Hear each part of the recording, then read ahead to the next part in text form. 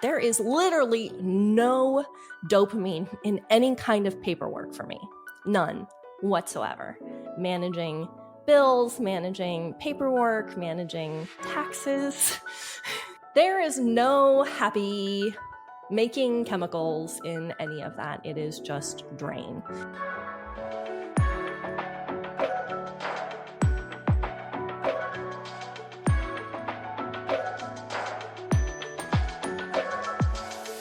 Hello and welcome to Divergent Paths, the podcast where we explore life through the lens of neurodivergence, creativity, and innovation.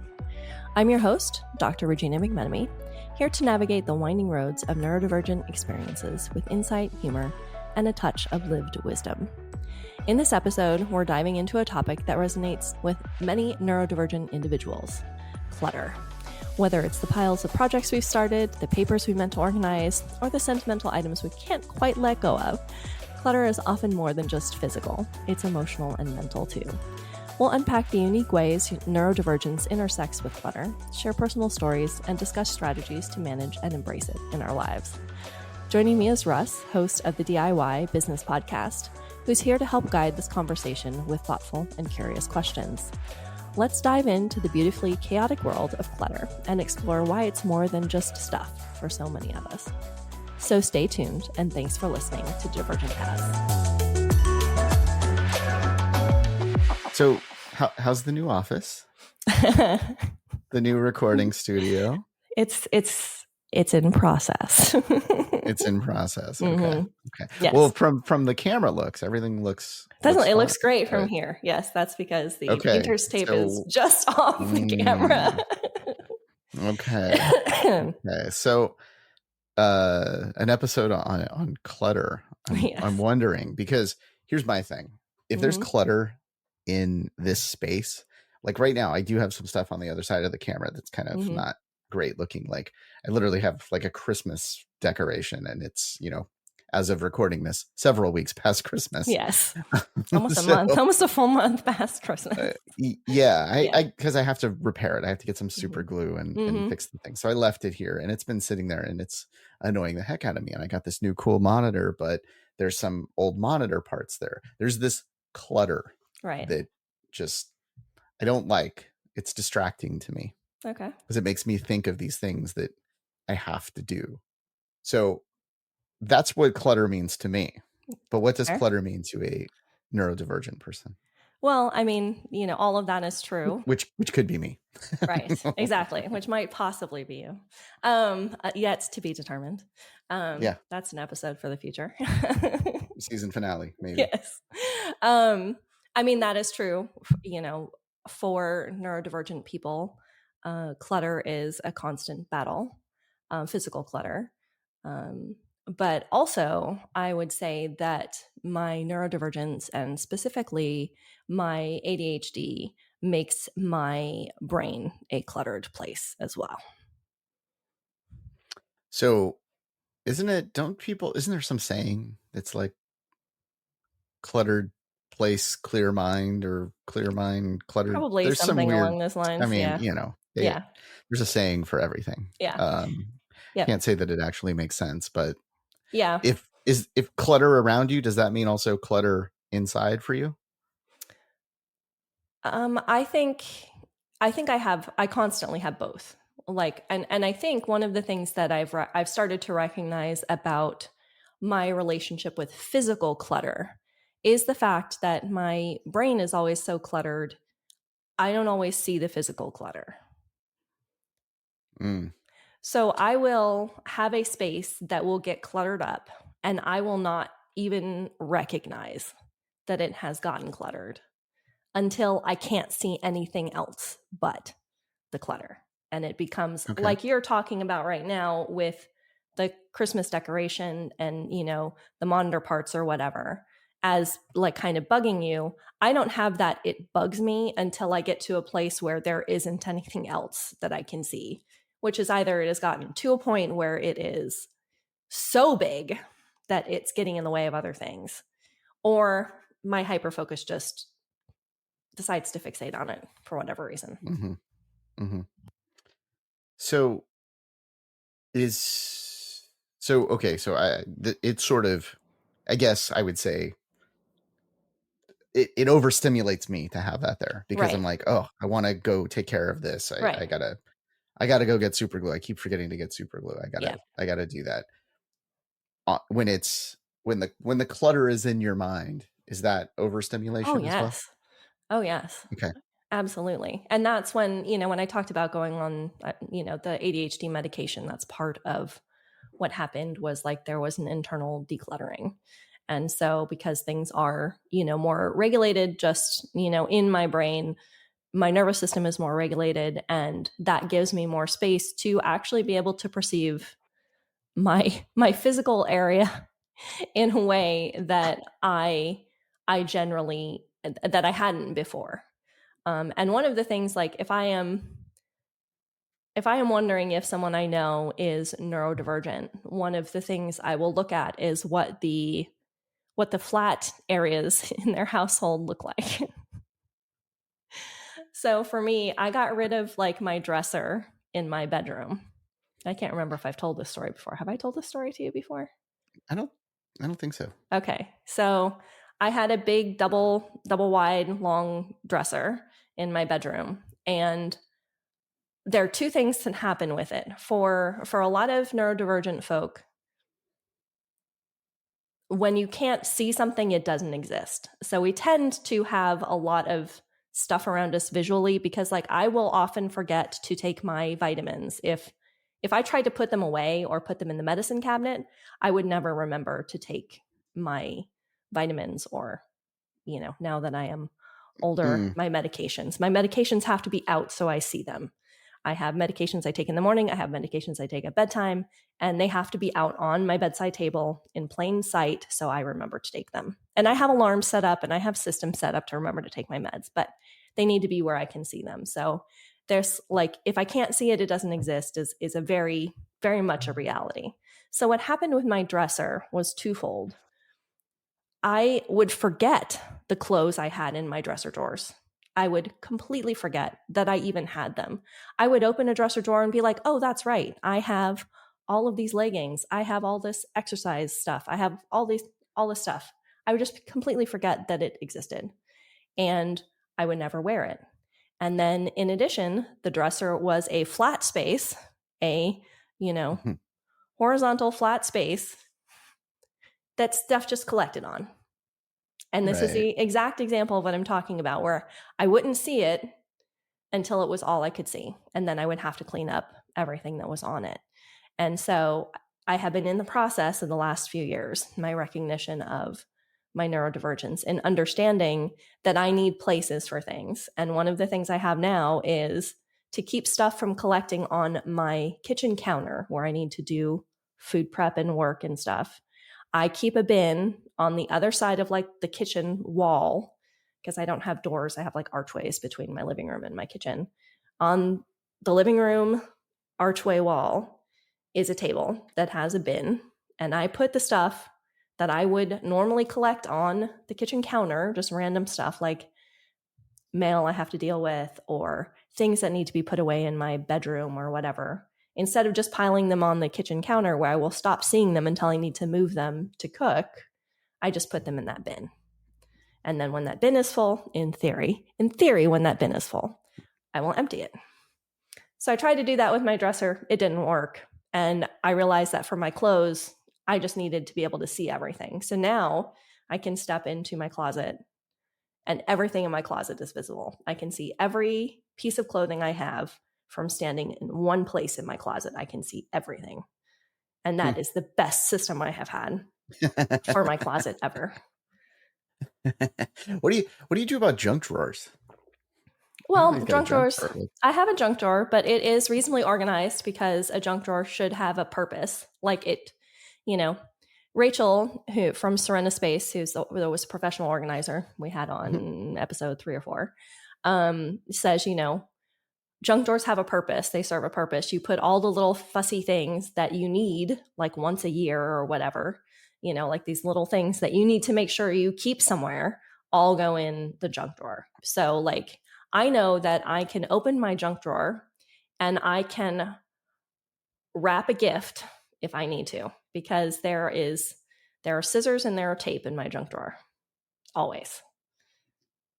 They're always there. My key to my mailbox is in there. My key to my neighbor's house is in there, because there are these things that I need to keep track of. I also have a bunch of candles for like birthday cakes and stuff, all kept in that drawer, because they are those things that you only need every now and then, but you do need them every now and then. I have matches. There's a lighter in there too. Like I could do the birthday party, the little things. Okay. Because I had a birthday party when I turned 12. My mom put paper matches on my cake. And there's a picture of me giving her a death look, because as I'm trying to like blow out, not wood matches, but like out of a matchbook, paper matches in my cake, and they were wet, and so they weren't staying lit. It was awful. Like, and very vivid memory of this. So like, this is not, we do not fail on birthday cake candles in my household. Right. So mine with that is batteries. I used to get toys for like, birthday, Christmas, whatever. Right. Especially like for Christmas, you get a toy and it's like requires batteries, and then we wouldn't have any batteries. Yes. Like now I'm obsessive about batteries. I always have some. I always have. I think I have that same trauma. We could never finding scissors in my household growing up was almost impossible. It was almost impossible.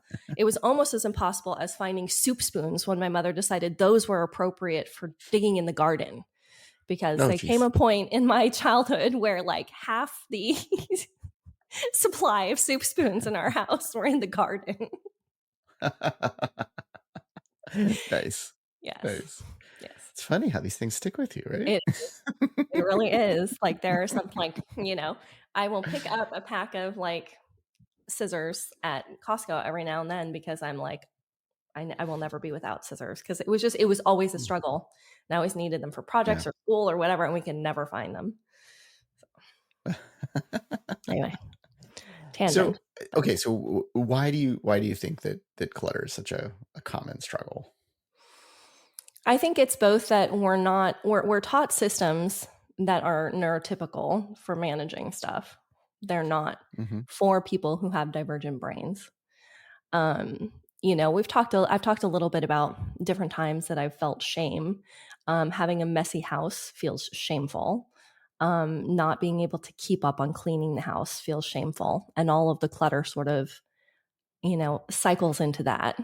And when you feel shame, you are less likely to want to change something or to do something or to feel empowered over it, right? You just feel bad, and then you get stuck or you have a hard time, right?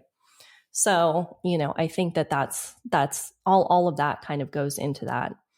I think, the cluttered nature of a neurodiverse mind, leads to that too. In addition, hold on one second, I got to take a sip of water because my cough is like trying to get to me. No worries. In addition, here, wait. Actually, I'm going to tell Nicole something real quick. Okay, sure. Pause. Yep. Hey, Nicole, there's sushi in there if you want it. You scared me. I didn't even know it was. Boo.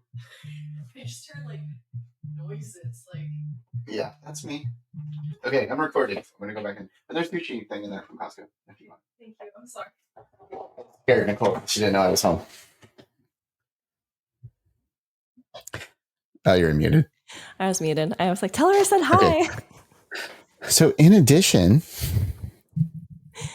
a lot of people with neurodivergence struggle with memory, and not just like working memory, but like long-term memory as well.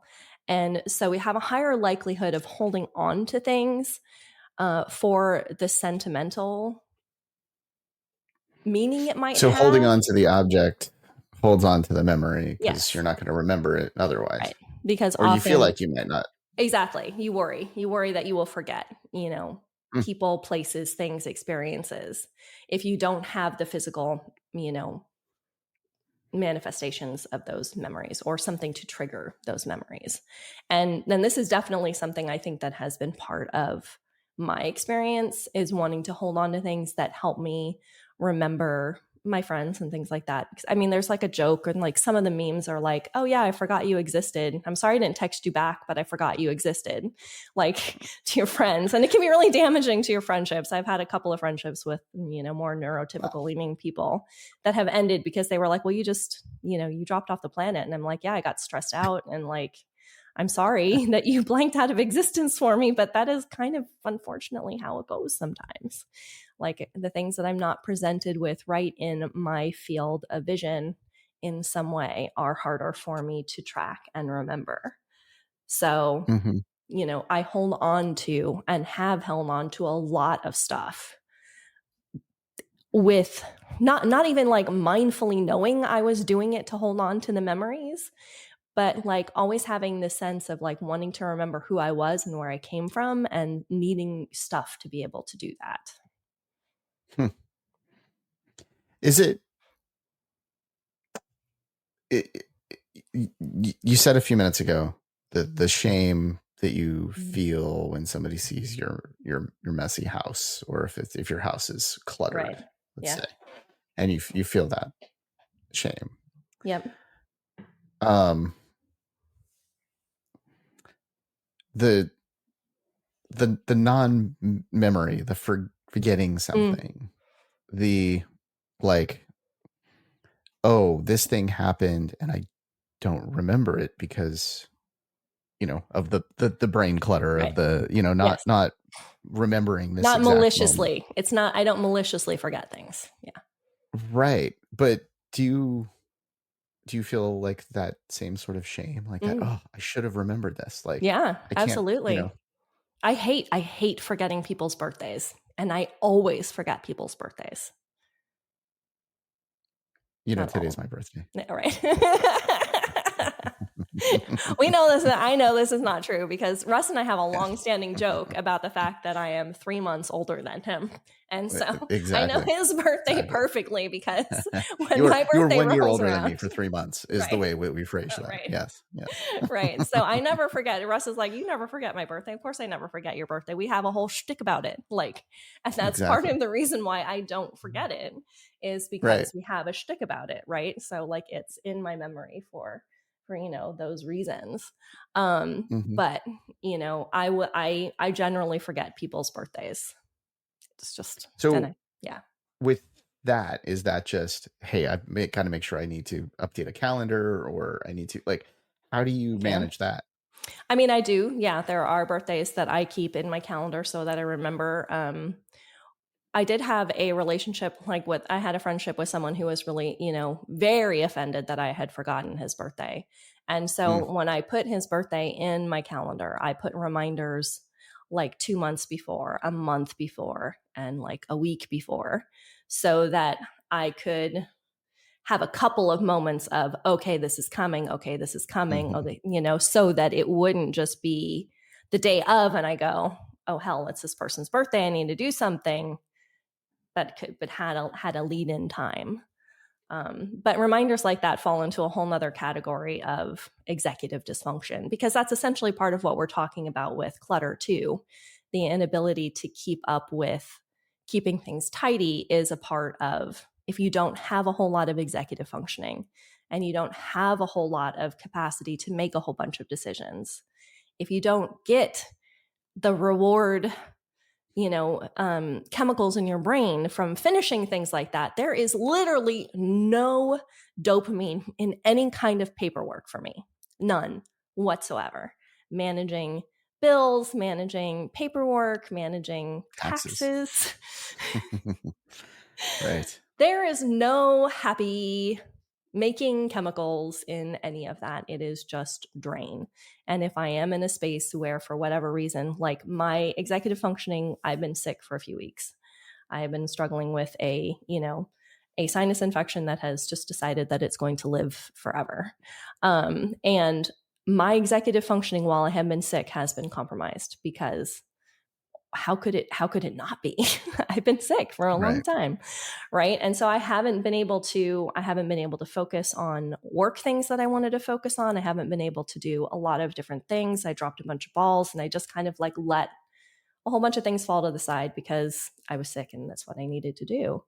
But anything that kind of comes in that interrupts whatever small amount of executive functioning I have, almost often you will see it first in my house. So like my dishes will pile up. I went out to fix lunch today and I had all of the dishes from last night I had to do before I could actually make lunch because I hadn't put anything away last night.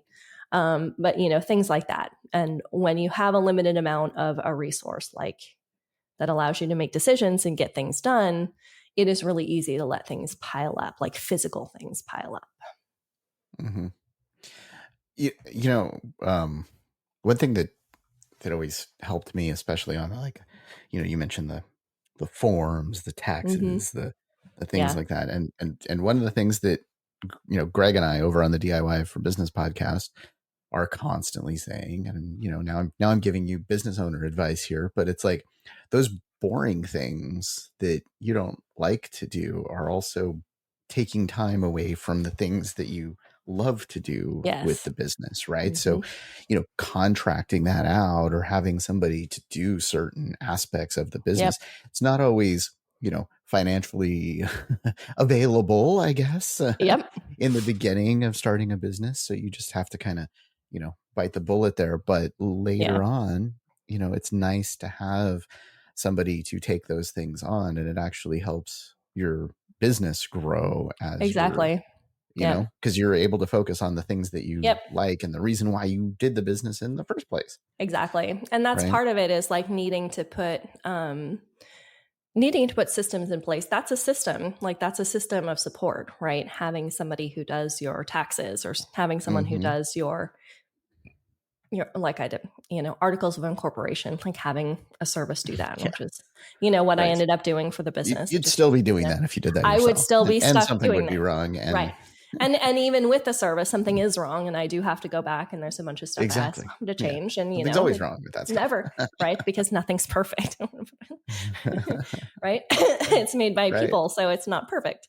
But yeah, and that is a system of support, and so that is one thing. One of the things I've been looking at with the business because I really like to connect with people. That's one of the reasons why I want to do like consulting work, is because what I loved about being a teacher, what I loved about being an instructional designer, and what I loved about the admin work in higher ed I was doing was the fact that I could build relationships with people and I could add value to their experiences, right? And this is what I want to do with the coaching business. But right now it is me and this computer. This is what I have. And I do not get a lot of dopamine from sitting in front of my computer trying to figure out what I'm supposed to do for my business. Right. I'm going to get a lot of work. I'm going to get a lot of dopamine from the business when it gets going, but getting to that point, I don't have that. So I had to figure out ways to kind of declutter my thinking in that, because then the business becomes this monolith. It becomes this huge thing, right? Of all these different components. I'm worried about paperwork. I'm worried about how do I do billing? I'm worried about, did I get my social media set up? Did I get the notes for the podcast done? Like I have all of these different pieces. And so all of those end up becoming clutter and cluttering up my brain too.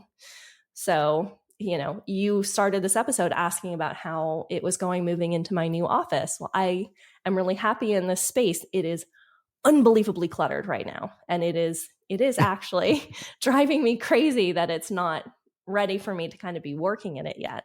But part of that is because I've been slowly like redoing things. I painted because I really wanted this to be my new environment for the business and separate from the other parts of my house and the other things that I'm doing. And that was a ritual I needed to do. Mm-hmm. Yeah. I mean, like right now, and we've talked about our garages, right? Our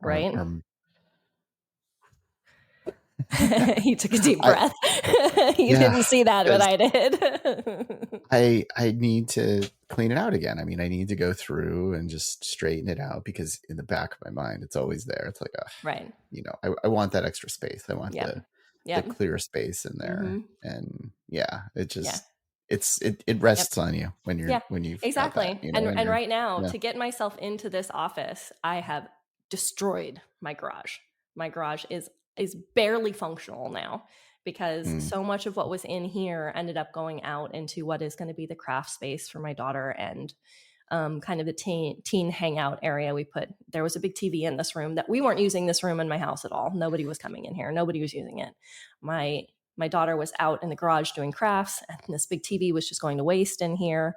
And that's part of the reason why I made the shift to kind of move in here. So we moved the TV out and everything, but now the craft space is just absolutely overwhelmed with all of the stuff that needs to be organized out there. And whereas right now in this space, there's a lot of dopamine for me to come in here and work on this space because it's exciting to like put my space together for it to be the business. I'm going to have to find some to get into that garage at some point. And get that put together because it does not function for her right now. It doesn't function for her at all.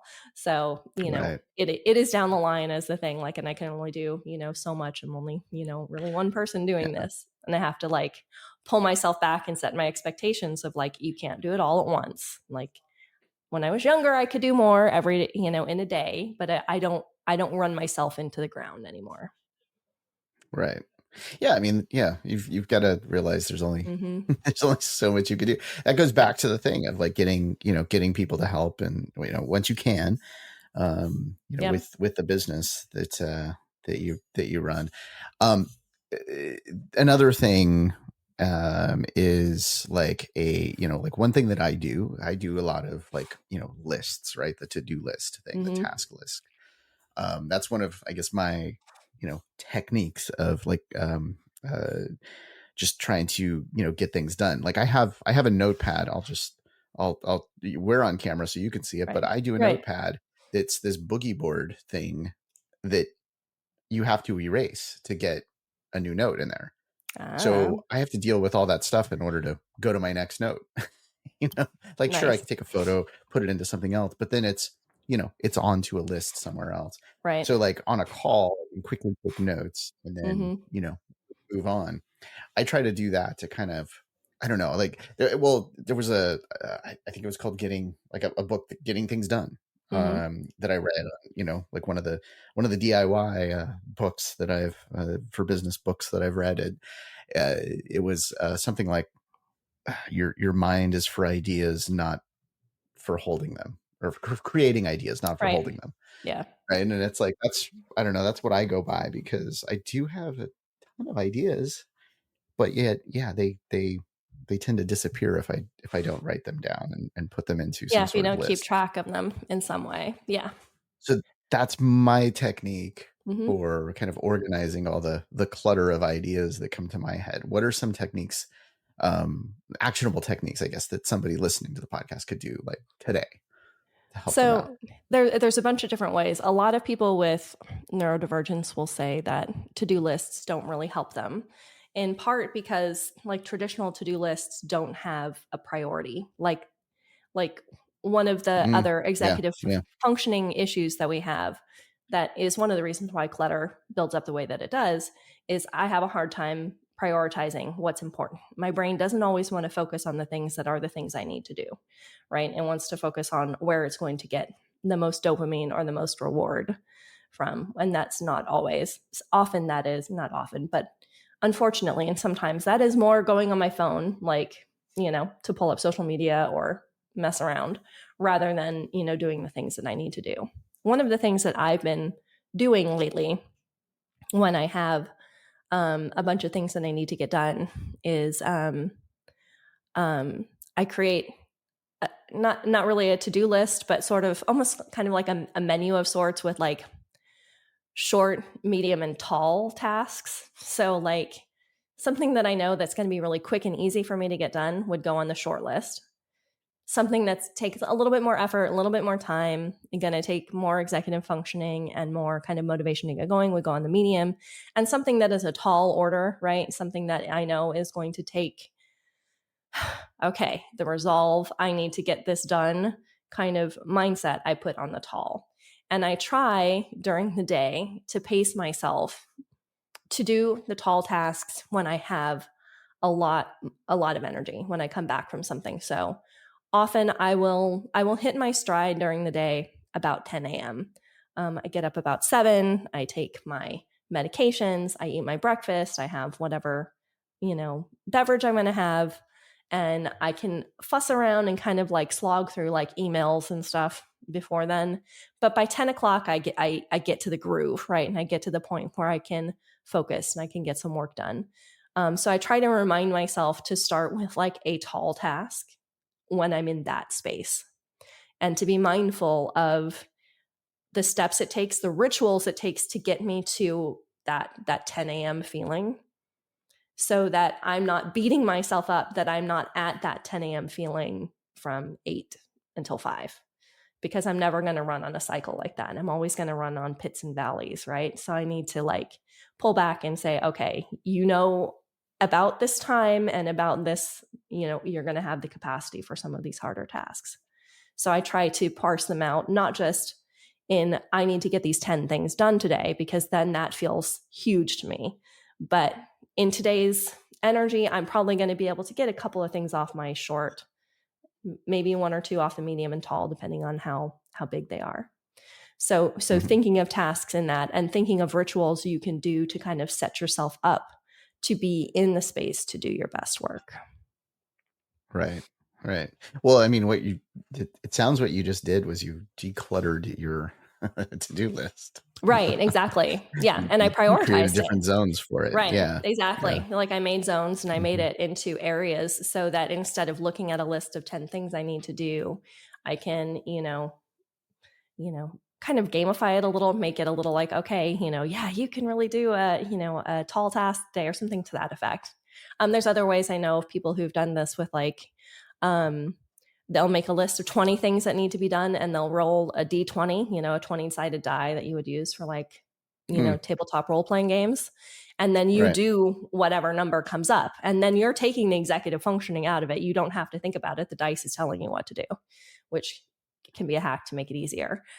Rachel does that with her daughter, and to get her motivated to clean her room. And if she re-rolls a number that she's already done, so if she re-rolled, like if she did number 6 and then she rolled a 6 again, she'd either get like a piece of candy, or they'd do a dance break or something like that to add some dopamine into the process of like cleaning, So there's other ways to handle it. Small, medium, and large is what's working for me right now, or small, short, medium, and tall is what's working for me right now. The other thing I would make sure to tell people is like change your approaches up, like, because that adds dopamine. When I came up with short, medium, and tall, I was so excited. I'm like, oh, this is a great idea, right? Because, this is completely different from what I have done before. And so changing how you approach, like coming up with new novel ideas and different ideas for doing this, is also a good help. So I worked with a company. We did the same thing of actually doing sizes of the bucket that things were going into, but it would totally screw you up because we use Starbucks. So tall was the small. All right. We use tall, grande, and venti. We actually grabbed those terms, and yeah, it's going to mess you up. Yeah, that would throw me. Your tall was our small, like, right? Exactly. Yeah. Right. Totally backwards. And the gamifying thing, like that's actually why we did it as well. It was to gamify to get certain areas worked on first versus Right. Yep. And I would think too, now if you have one of those larger tasks that you wanted to get done, sort of chunking it into different pieces. Yep. So that you're instead of breaking it having down. a tall, you break it down so that you have a small and a medium, or 3 smalls. Yeah. Right. Absolutely. Yeah. Breaking it down. There's a great app called Goblin Tools that you can download, and it's AI generated. You could do this with any kind of AI tool as well, and say, I need to paint my office. What are the steps I need to do to take it? And it will break it down. So Goblin Tools is an app that you put on your phone, and you can just, I need to clean my kitchen. What are the steps I should take to clean my kitchen, or whatever? And then you can go through, and if it gives you 6 steps and you feel like step 3 has too many pieces in it, you can say, break this step down into more pieces. And you can get it down to be smaller and smaller and smaller. And then you get, the dopamine rewards of like hitting, however many you get. I mean, it'd be fun if they added something like that in, and you could like level up and you get points for each one of them. And then like, right. you had a level 5 day because you got this many of these tasks done, that kind of thing. Yeah. You could do that yourself. Well, I mean, I think what you're describing here too is something that's actually very, interesting and intriguing for a, business owner, right? Like, oh, Absolutely. hey, we're not getting enough stuff done. Mm-hmm. Let's set up a point system and let's, do this so that within our database, we Mm-hmm. can, track how many calls were made today, and those are worth 5 points, and how many emails were sent, and those are worth 2 points, and how many that, like you could completely gamify something to say at the end of the day, hey, you had Yeah. a 100 point, Right. 100 point day. Yeah. And it's kind of interesting to talk about, that, but then, there's also like, like, what is it called? Like efficiency rates, Right. or utilization rates, right? Where like, how many billable hours did a person get in a particular week? And, how much time was focused on that versus, Right. other things that are not billable to client work. And it's like, all of those things are like, if you can gamify those, I think Yeah. Well, they're and then just that so would much more remove, successful. yeah. And that would remove some of the, because as soon as you said that, like, oh, like for me and my neurodivergent brain, oh, well, how many billable hours did you get? And it's like, oh, well, did I fall short? Like I Right. immediately started thinking, oh, what happens if I don't hit? Like, what if I like? Because often metrics like that in workplaces aren't used as a lift up. They're used as um, a punitive, right? You Mhm. didn't do well enough, so you're not getting a bonus or whatnot, like things like that. So gamifying, true gamifying it should be to help people do better and to be a reward system versus a punitive system, right? Where Mhm. you feel Mhm. like you're not matching the hours that you're supposed to have, or doing what type of work you're supposed to do certain time. Well, I mean, I look at that stuff too, is like, and how I've, managed, and, the styles change with different companies and different things. But I mean, a very positive way of managing is to get people to those numbers, Right. and to create, whether it's through gamification or whatever it is. If you see somebody with a, we'll say utilization rates, let's say, they've got a 50 and the target's 70%, right? And Mm-hmm. they're at 50%. Like, how do you get them to that? Instead of saying, oh, this is a punitive thing, it's like, this is a game. Let's get you Right. from 50 to 70. Right. Let's, let's roll the dice and figure it out. Right. Let's Yeah. play the game, because if you were Yep. doing, X, Y, and Z, that's going to get you that extra 5%. Okay. Yep. Now, let's look at it. We did that. We made the 5%. Let's look at it. So I think even it's almost like taking the thing that I said about, a task and turning that into like the same sort of system with a goal of chunking it and saying, Mm-hmm. let's break it into, that 20%. It's 4 5%. Well, that's a lot easier to deal with. Right. So And that's a it's lot easier to always look at, interesting right, to as dig a into that. step up. Yeah. As opposed to Yeah. you have to make this huge jump from, you're doing 50% of the 70% we want you to do, telling someone you need to do 20% more. It's a lot different if you say, okay, how can we level you 5? How can we get you 5% higher now? Or even 2 or 3, Mhm. or something like that, Exactly. where you can Yeah. kind Yeah. of, Yeah. yeah, smaller steps through it. And Right. that, a lot of this is, at least in terms of business and in terms of this, because what we're stepping into right now are some things that are used as performance metrics, right? So Mhm. using performance metrics as a means of growth, versus a perfect goal to set, or Yeah. Yeah. a setting yourself to be exceptionally high, Mhm. and exceptionally successful, or fit, exceptionally well in whatever Yeah. measures. Well, I mean, the reality of it is there's so many, it is so hard to find a, uh, let's just go with this 50/70 that we're talking Mm-hmm. about, right? Like, it's so hard to find somebody to work for a company that's going to hit you at that hit that 50%. Right. Like, Yeah. the fact that they're there is great. And when you look at, like, and again, just talking like this random utilization rate that we have no idea what the company is or what it is, but you hire somebody, week 1, they're going to be at 0. Yeah. Right. So if you were to just say, oh, you're at 50% and so we're going to let you go. And so now, we're down to 0% as a company owner. Like I've lost 50%. It's not that I've gained. So it is in the company's best interests to help get them from 50 to 55 to 60 to 65 to 70, to move them forward in whatever way. And that's what I think, so now I'm going to seg over to you and your business, because that's sort of like, what you're doing. You're not hitting these metrics and helping them in that way, but you're helping them to figure out solutions to make the people that they've found better and improve them and make their conditions better for the employee. So it's not just for the employee, but it's for the business owner, the managers, the entire company, lifting all ships. Right. And it's to recognize that,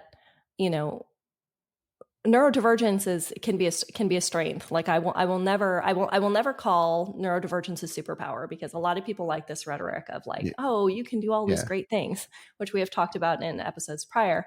I will never call neurodivergence a superpower, because I do not get to turn it on and off sometimes.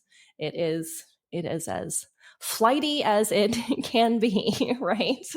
And but there are inherent strengths in neurodivergence, and in having people on your team who are capable of seeing things in a different way, who are capable of describing things, who are capable of doing, a deep dive to deeply understand your business and your product and what's being sold, or your people and who's being served, who come from, if you're doing some kind of social justice work, who come from the groups that you're trying to support and change.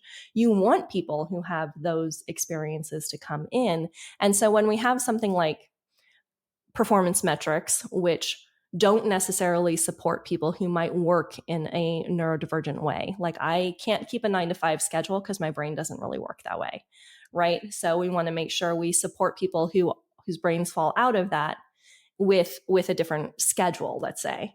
But also, like, you want to make sure that people who can do your deep dives are doing your deep dives. Your people who are your ADHD people who have the capacity to brainstorm and come up with all kinds of creative solutions and ideas can get the support of the people who are the, the engineers who can make those things happen. Like, so you want that. So you want your hiring practices to be inclusive. You want your workspace to be inclusive. You want your performance reports to be inclusive of neurodiversity, so that all of those pieces are recognized and, supported, not just for the individuals you hire, but to create a robust business that will have this kind of, energy brought to it. So there's so much that we can do in those environments. Totally. And I feel the passion from you on that. I know, really. Yeah. Good, because it is like, this is like, I really feel like there's so much opportunity, and there's so many ways that we can cut short and we can not embrace people and not support people. And I think that there's, in large part, a lot of the accommodations don't need to be really outrageous, but they just need to exist, So yeah. And I think, I just randomly did a little search here of just some numbers, right? So if you have a strong onboarding process, people are 82% more likely to stay more than a year with your company, right? Cultural fit, 27% more likely. And then engagement, if you're engaging with employees, 59% less likely to leave. So now I'm flipping the numbers. And then work-life balance, 70% of employees cite work-life balance as a key factor for staying. So it's like all of these different things. And then what you're doing is, I feel like, sort of helping all of those, right? Like, you're helping the onboarding experience, you're helping that cultural fit and engagement, and definitely the work-life balance as well, because right.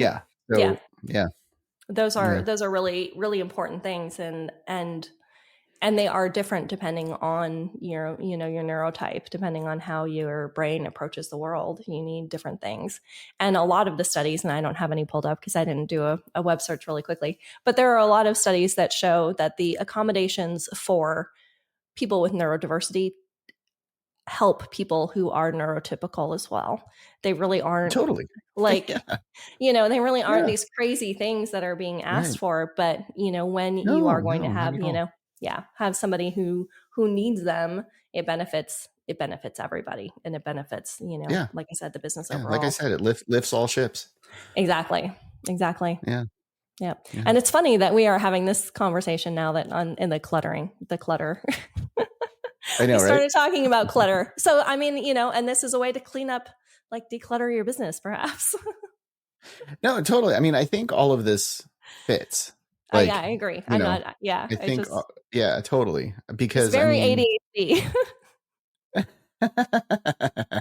That it is. That's why it fits.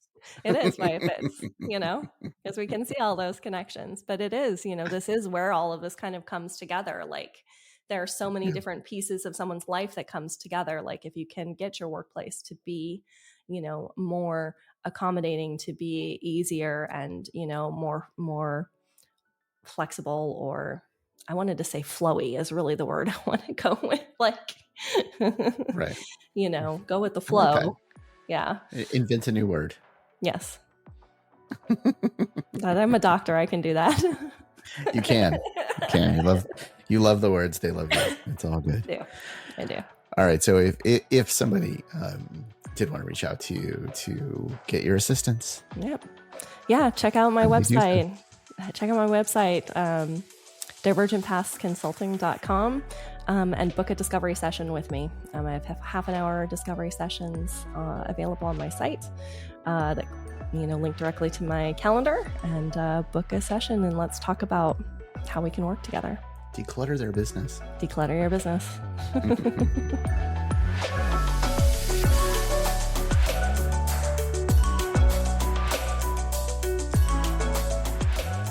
And that wraps up this episode of Divergent Paths. For neurodivergent individuals, clutter is often more than just the objects in our spaces. It's a reflection of our minds, our histories, and our unique ways of navigating the world. It can be both a source of frustration and a reservoir of memories and identity. If today's discussion resonated with you, I'd love to hear your thoughts. How do you experience clutter in your life? What strategies and perspectives have helped you navigate it? You can reach out to me on Blue Sky at Divergent Paths Consulting. Let's keep this conversation going. As always, thank you for walking this path with me. Don't forget to subscribe, share, and leave a review if you're enjoying the show. Your support helps us reach more people and share more stories. Until next time, embrace your beautiful chaos and your divergent path.